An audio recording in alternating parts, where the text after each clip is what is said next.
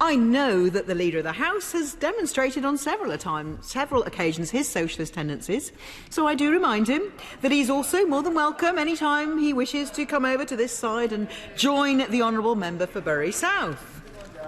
Mr. Speaker, I am grateful, as always, to the honourable lady, and particularly for her offer that I should join them on the other side of the House. I think my welcome, Mr. Speaker, would be even warmer than that given to the honourable gentleman, the member for Bury South, who I think has not received the warmest welcome from the young socialists who aren't so keen, and the Corbynistas who are not in raptures at somebody who used language about the socialists on online chat groups. This is not the type I would use ever, and I fear I would make our friends, the stenographers of Hansard, blush if I were to repeat such language in this House. And, Mr. Speaker, I think you would swoon if the words were poured forth, as the honourable gentleman, the member for Bury South, used to refer to his now socialist friends. So one has to say, Mr. Speaker, with friends like that, and others can conclude the rest of the sentence.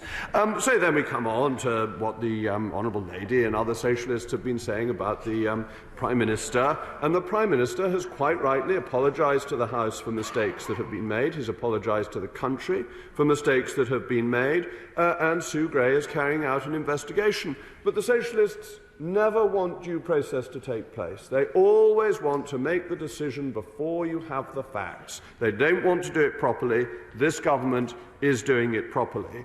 And whilst we were doing it properly, it is under this Prime Minister's leadership that we had the furlough programme that saved 14 million jobs, that kept the economy going, that means the economy is now back above its pre-pandemic levels, that employment of young people, youth unemployment is at a record low, that every statistic on the economy is going in the right direction in terms of economic growth and employment, and getting back to pre-pandemic levels is a real achievement, and something which the Prime Minister can be proud. The Prime Minister got the vaccine rollout right. Just think what howls we would have, Mr. Speaker. What would they be saying every week now if the vaccine in the end hadn't worked? It was that bold decision to buy billions of pounds worth of vaccines early on that has meant we are the first country to reopen. And have the socialists ever wanted us to reopen? No, of course not, because when the socialists take charge of your life, they never want to give it up. They objected to our opening in the summer. They wanted a lockdown in the winter. They have grudgingly come round to the fact that we are now able to reopen earlier than other comparable countries.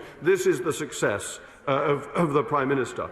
Now, that doesn't mean that every problem is removed and everyone accepts that inflation is a problem, and of course monetary policy is the independent responsibility of the Bank of England, an independent responsibility given to them by one Mr. Gordon Brown, who I seem to remember was a socialist Chancellor of the Exchequer, who therefore delegated responsibility, the primary responsibility for inflation, to the Bank of England.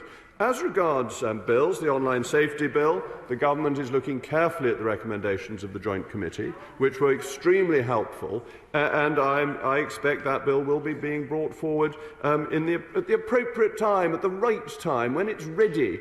You see, we like to do things at the proper pace. We like to put carts behind horses rather than in front of them as a general rule, rather than having carts and horses misaligned. And then we get to the socialists' desire for superglue, Mr. Speaker, because, do you know, they want sales of superglue to go up. They are the advertisers for superglue or araldite. They want people gluing themselves to motorways, to blocking up our major arteries, because they got their Labour peers, their socialist peers, in their fine ermine-trimmed robes, the socialist peers, to vote to obstruct the highways. That's what you get from socialism, Mr. Speaker. Control, interference, bossiness and failure. And with Conservatives you get a growing economy. Some might have said he was a Labour Chancellor with socialist principles. Damien Moore.